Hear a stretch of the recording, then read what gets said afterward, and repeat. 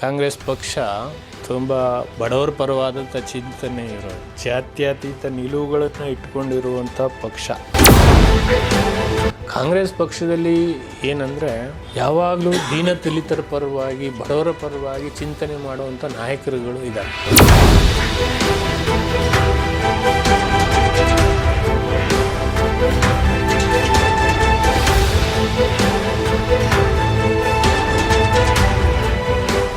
ಚುನಾವಣೆ ರಂಗೇರಿದೆ.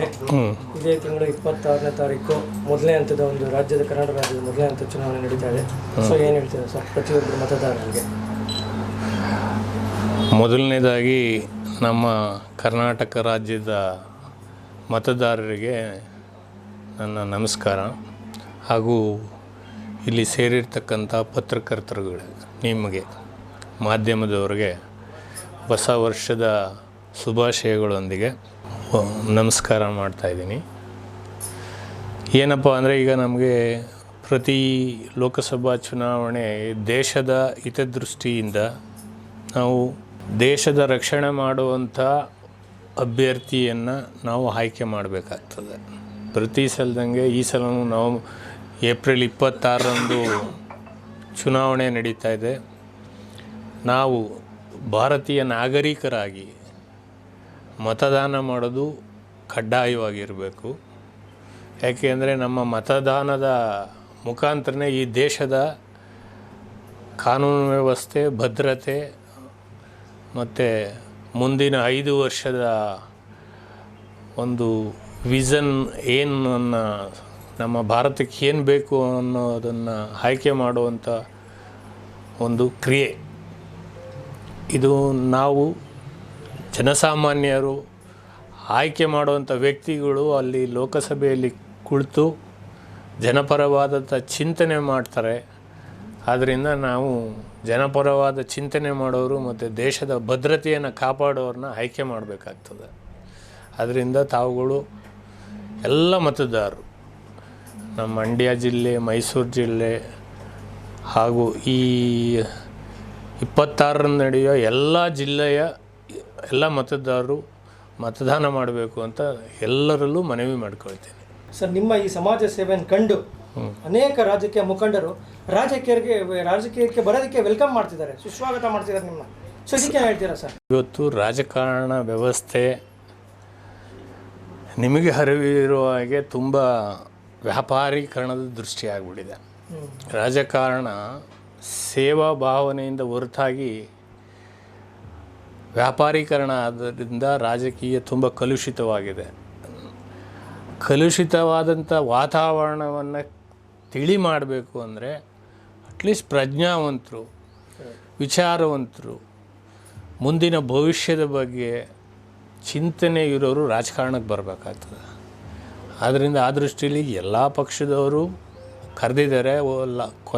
ಲಾಸ್ಟ್ ವಿಧಾನಸಭಾ ಚುನಾವಣೆಯಲ್ಲಿ ಕಾಂಗ್ರೆಸ್ ಅಭ್ಯರ್ಥಿಯಾಗಿ ನನ್ನನ್ನು ಕಣಕ್ಕಿಳಿಸ್ಬೇಕು ಅಂತ ನಮ್ಮ ಹೈಕಮಾಂಡು ತೀರ್ಮಾನ ಮಾಡಿ, ನನ್ನ ರಾಜಕೀಯ ಗುರುಗಳು, ನನ್ನ ರಾಜಕೀಯಕ್ಕೆ ಪ್ರಚಾರಕ್ಕೆ ತಂದವರೇ ನಮ್ಮ ನರೇಂದ್ರ ಸ್ವಾಮಿಯವರು, ಮಳವಳ್ಳಿ ಕ್ಷೇತ್ರದ ಶಾಸಕರು.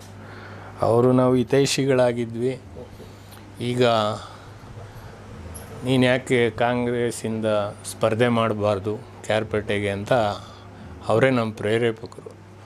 ತದನಂತರ ನಮ್ಮ ಚಲುವರಾಯ ಸ್ವಾಮಿಯವರು ಸಿದ್ದರಾಮಯ್ಯ ಅವರ ಅಣಿತಿ ಮೇರೆಗೆ ನನ್ನನ್ನು ಅವ್ರ ಮನೆಗೆ ಕರ್ಕೊಂಡೋಗಿ ಈ ವ್ಯಕ್ತಿನ ಕ್ಯಾರ್ಪೇಟೆ ವಿಧಾನಸಭಾ ಕ್ಷೇತ್ರದಲ್ಲಿ ಪಕ್ಷ ಕಟ್ಟಲಿಕ್ಕೆ, ಪಕ್ಷ ಸದೃಢಗೊಳಿಸೋಕ್ಕೆ ಇವ್ರನ್ನ ಕಳಿಸ್ತಾ ಇದ್ದೀವಿ, ನಿಮ್ಮ ಆಶೀರ್ವಾದ ಇರಲಿ ಅಂತ ಆಗಿದ್ದು. ಇದು ನನ್ನ ರಾಜಕೀಯ ಎಂಟ್ರಿ ಕ್ಯಾರ್ಪೇಟೆ. ಅದಕ್ಕಿಂತ ಮೊದಲು ನಾನು ತುಂಬ ಸಲ ಕಾಂಗ್ರೆಸ್ಸಿಂದನೇ ನಾವು ಬೇರೆ ಜನಕ್ಕೆ ಸಹಾಯ ಮಾಡ್ತಾಯಿದ್ವಿ. ಯಾಕೆಂದರೆ ಕಾಂಗ್ರೆಸ್ ಪಕ್ಷ ಹೇಳಬೇಕು ಅಂದರೆ ತುಂಬ ಬಡವರ ಪರವಾದಂಥ ಚಿಂತನೆ ಇರೋದು, ಜಾತ್ಯತೀತ ನಿಲುವುಗಳನ್ನು ಇಟ್ಕೊಂಡಿರುವಂಥ ಪಕ್ಷ. ಕಾಂಗ್ರೆಸ್ ಪಕ್ಷದಲ್ಲಿ ಎಲ್ಲ ಜಾತಿ ವರ್ಗಕ್ಕೂ ಅಧಿಕಾರ ಸಿಕ್ಕಿದೆ. ಅದರಿಂದ ನಾನು ಕಾಂಗ್ರೆಸ್ ಪಕ್ಷವನ್ನು, ನಮ್ಮ ನಾಯಕರನ್ನ ಅವಲಂಬಿಸಿ ಅವರಂತೆ ನಾವು ಒಂದು ಸಮಾಜ ಸೇವೆ ಮಾಡಬೇಕು ಅಂತ ರಾಜಕಾರಣಕ್ಕೆ ಬಂದಿದ್ದೇ ಹೊರತು ಯಾವುದೇ ಅಧಿಕಾರದ ಆಸೆಗೋಸ್ಕರ ರಾಜಕಾರಣಕ್ಕೆ ಬರಲಿಲ್ಲ. ಹೈ ವೋಲ್ಟೇಜ್ ಅಂದರೆ ನಮ್ಮ ಮಂಡ್ಯ ಲೋಕಸಭಾ ಕ್ಷೇತ್ರ. ಸೊ ಏನಾಗ್ಬೋದು ಸರ್ ಇದರ ಒಂದು? ಸರ್, ಮಂಡ್ಯ ಲೋಕಸಭಾ ಕ್ಷೇತ್ರ ನಮ್ಮ ಮಂಡ್ಯ ಜನತೆ ಹೇಳಿ ಕೇಳಿ ಸ್ವಾಭಿಮಾನಿಗಳು. ನನ್ನ ಹುಟ್ಟೂರು ಬೂಕನಕೆರೆ ಕ್ಯಾರ್ಪೇಟೆ ಕ್ಷೇತ್ರ, ಆದರೂ ನಾನು ಓದಿದ್ದು ಮಂಡ್ಯ ಸರ್ಕಾರಿ ಕಾಲೇಜಲ್ಲಿ.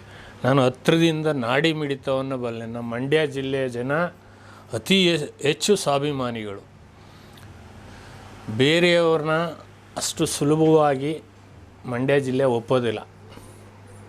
ಅವರು ಬಡವನೇ ಇದ್ದರೂ ಮಂಡ್ಯ ಜಿಲ್ಲೆಯಲ್ಲಿ ಎಂಥ ಬಡವನಿದ್ರೂ ಸ್ವಾಭಿಮಾನಕ್ಕೆ ಧಕ್ಕೆ ಇಲ್ಲ.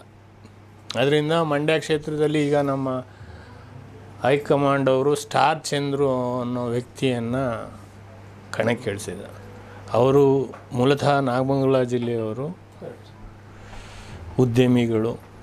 ಉದ್ಯಮ ಮಾಡಿ ಹಣ ಮಾಡಿದ್ಮೇಲೆ ಸಮಾಜ ಸೇವೆ ಮಾಡಬೇಕು ಅನ್ನೋ ಪ್ರತಿಯೊಬ್ಬರಲ್ಲೂ ಅದು ಇರ್ತದೆ. ಅದರಿಂದ ನಮ್ಮ ಚಲುವರಾಯಸ್ವಾಮಿ ನರೇಂದ್ರ ಸ್ವಾಮಿಯವರ ನೇತೃತ್ವದಲ್ಲಿ ಅವರನ್ನು ಕಣಕ್ಕಿಳಿಸಿದ್ದೆ. ನಾನು ಈ ಒಂದು ವಾರದಿಂದ ಪ್ರಚಾರದಲ್ಲೇ ತೊಡಗಿಸ್ಕೊಂಡಿದ್ದೀನಿ. ವಾತಾವರಣ ಉತ್ತಮವಾಗಿದೆ. ಆದರೆ ನಮ್ಮ ಸ್ಟಾರ್ ಚಂದ್ರು ವಿರುದ್ಧ ಕಣಕ್ಕಿಳಿದಿರೋರು ಮಾಜಿ ಮುಖ್ಯಮಂತ್ರಿಗಳು. ಅದರಿಂದ ಸಮಬಲದ ಹೋರಾಟ ಅಂತೂ ಇದೆ ಸರ್. ಯಾವುದು ಸುಲಭವಾಗಿ ನಾವು ಗೆದ್ದೇ ಬಿಡ್ತೀವಿ ಅನ್ನೋ ಒಂದು ಓವರ್ ಕಾನ್ಫಿಡೆನ್ಸ್ ಯಾರಲ್ಲೂ ಇರಬಾರ್ದು. ಎದುರಾಳಿಗಳು ಆಗಲಿ, ನಾವು ಕಾಂಗ್ರೆಸ್ನ ಅಭ್ಯರ್ಥಿ ಆಗಲಿ, ಮುಖಂಡರಾಗಲಿ, ಸಾಕಷ್ಟು ಎರಡೂ ಪಕ್ಷದ ಕಾರ್ಯಕರ್ತರಲ್ಲಿ ಒಂದು ಗೆಲ್ಲೇಬೇಕು ಅನ್ನೋ ಒಂದು ಸಮಬಲದ ಹೋರಾಟ ಅಂತೂ ಇದೆ. ಕೇಳಿ ನಮ್ಮ ಮಂಡ್ಯ ಜಿಲ್ಲೆಯಲ್ಲಿ ತುಂಬ ಜನ ಒಳ್ಳೆ ಆಡಳಿತ ನೀಡಿದಂಥ MP ಗಳನ್ನು ಆಯ್ಕೆ ಮಾಡಿದೆ. ನಮ್ಮ KV ಶಂಕರೇಗೌಡ, ಪಕ್ಷಾತೀತವಾಗಿ ಹೇಳ್ತಾ ಇದ್ದೀನಿ. ಏಕೆಂದರೆ KV ಶಂಕರೇಗೌಡರು, ನಮ್ಮ SM ಕೃಷ್ಣ ಅವರು ಮತ್ತು ನಮ್ಮ ಮಾದೇಗೌಡರಂಥ ರಾಜಕಾರಣಿಗಳನ್ನು ಕೊಟ್ಟಂಥ ಜಿಲ್ಲೆ ನಮ್ಮದು. ಅದರಲ್ಲೂ ಮಾದೇಗೌಡರು ಕಾವೇರಿ ಹೋರಾಟಕ್ಕೋಸ್ಕರ ತುಂಬ ಮಂಡ್ಯ ಜಿಲ್ಲೆಗೆ ಕೊಡುಗೆಯಾಗಿ ಕೊಟ್ಟಂಥವ್ರು, ನಿರಂತರ ಹೋರಾಟ ಮಾಡಿಕೊಂಡೇ ಬಂದಂಥವ್ರು. ಜೊತೆಗೆ ನಮ್ಮ KV ಶಂಕರೇಗೌಡರು ಶಿಕ್ಷಣ ಸಂಸ್ಥೆ ಜೊತೆಗೆ ಸಹಕಾರ ಕ್ಷೇತ್ರದಲ್ಲಿ ಅತಿ ಹೆಚ್ಚು ಗ್ರಾಮೀಣ ಭಾಗದಲ್ಲಿ ಅತಿ ಹೆಚ್ಚು ಕೊಡುಗೆ ಕೊಟ್ಟಂಥ ಏನಾದ್ರು ಹೆಸರಿದೆ ಆದರೂ KV ಶಂಕರೇಗೌಡರದು. ಮತ್ತು SM ಕೃಷ್ಣ ಅವರು. SM ಕೃಷ್ಣ ಅವರ ಆಡಳಿತದಲ್ಲಿ ನಮ್ಮ ಕರ್ನಾಟಕ ಅತಿ ಹೆಚ್ಚು ಅಭಿವೃದ್ಧಿ ಹೊಂದಿದ ವೇಳೆ ಅಂದರೆ SM ಕೃಷ್ಣ ಅವರ ಆಡಳಿತ ಅವಧಿಯಲ್ಲಿ. ಯಾಕೆಂದರೆ ನೀವುಗಳೆಲ್ಲ ಗೊತ್ತಿರೋ ಹಂಗೆ ಅವರ ಆಡಳಿತಾವಧಿಯಲ್ಲಿ ಎಲ್ಲ 3 ವರ್ಷ ಬರಗಾಲ, ರಾಜ್ಕುಮಾರ್ ಅಪಹರಣ, ಅಷ್ಟು ಎಲ್ಲ ಕಷ್ಟ ದಿನಗಳಲ್ಲೂ ಮತ್ತು ಕಾವೇರಿ ಹೋರಾಟ, ನಿರಂತರ ಕಾವೇರಿ ಹೋರಾಟ. ಆ ಸಂದರ್ಭದಲ್ಲಿ ನಾನು ವಿದ್ಯಾರ್ಥಿ ಟೈಮ್ ಇರಬೇಕು ಅನ್ಕೋತೀನಿ. ಆ ಸಂದರ್ಭದಲ್ಲಿ ನಾವು ಹತ್ತಿರದಿಂದ ನೋಡ್ತಾ ಇದ್ವಿ. ಅಂಥ ಸಂದರ್ಭದಲ್ಲೂ ಕೃಷ್ಣ ಸಾಹೇಬರು ಜನಕ್ಕೆ ಏನೇನು ಅವಶ್ಯಕತೆ, ಬಡವ್ರಿಗೆ ಏನೇನು ಯೋಜನೆಗಳು ತಂದರು. ನಿಮ್ಮ ಸ್ತ್ರೀ ಶಕ್ತಿ ಸಂಘವನ್ನು ಹುಟ್ಟಾಕಿದವರು ಅವರು. ಮತ್ತು ನಮ್ಮ ರಾಜ್ಯದ ರೈತರಿಗೆ ಯಶಸ್ವಿನಿ ಯೋಜನೆಯನ್ನು, ಯಾಕೆಂದರೆ ನಾನು ಯಾಕೆ ಈ ವಿಷಯ ಹೇಳ್ತೀನಿ ಅಂದರೆ, ಗ್ರಾಮೀಣ ಭಾಗದಿಂದ ಹೋದವ್ರಿಗೆ ಗ್ರಾಮೀಣ ಸಮಸ್ಯೆಗಳು ಅರಿವಿರ್ತದೆ. ಯಶಸ್ವಿನಿ ಯೋಜನೆ ಯಾಕೆ ಮಾಡಿದ್ರು? ನಮ್ಮ ರೈತರಿಗೆ ಕಷ್ಟ ಕಾಲದಲ್ಲಿ ಹಾಸ್ಪಿಟ್ಲಿಗೆ ಹೋದಾಗ ಹಣಕಾಸು ಇರ್ತಿರಲಿಲ್ಲ, ಅದನ್ನು ಇನ್ಸೂರೆನ್ಸ್ ರೂಪದಲ್ಲಿ ಅವ್ರಿಗೆ ಸಹಾಯ ಆಗಲಿ ಅಂತ ತಂದರು. ಮತ್ತು ಬಿಸಿ ಊಟ ತಂದಿದ್ದು ಅವರನ್ನೇ. ಹೌದು ಸರ್. ಯಾಕೆ ಅಂದರೆ ನಮ್ಮ ಮಕ್ಕಳುಗಳು ಹಸುವಿನಿಂದ ಇರಬಾರ್ದು. ಇದೆಲ್ಲರ ಹೆಚ್ಚಾಗಿ ಬೆಂಗಳೂರು ಮತ್ತು ಮೈಸೂರಿಗೆ ಅವ್ರದ್ದು ಕೊಡುಗೆ ಅಪಾರ ಇದೆ. ಯಾಕೆಂದರೆ ಮೈಸೂರು ಇವತ್ತು ಸಿಲಿಕಾನ್ ಸಿಟಿ ಅಂತ, ಬೆಂಗಳೂರು ಸಿಲಿಕಾನ್ ಸಿಟಿ ಅಂತ ಹೇಳ್ಕೊಳ್ಳೋಕ್ಕೆ ಮೂಲ ಪುರುಷರೇ ಅವರು. ಅವರಲ್ಲಿದ್ದಂಥ ದೂರದೃಷ್ಟಿ. ಉದಾಹರಣೆಗೆ ಹೇಳಬೇಕು ಅಂದರೆ ಮೈಸೂರು ಬೆಂಗಳೂರು ರೋಡನ್ನು ಮಾಡಿದಂಥ, ಅದು ಮಹಾರಾಜರ ಕಾಲದಲ್ಲಿ, ಬ್ರಿಟಿಷ್ ಕಾಲದಲ್ಲಿ ಆಗಿದ್ದಂಥ ರಸ್ತೆ ಅದು.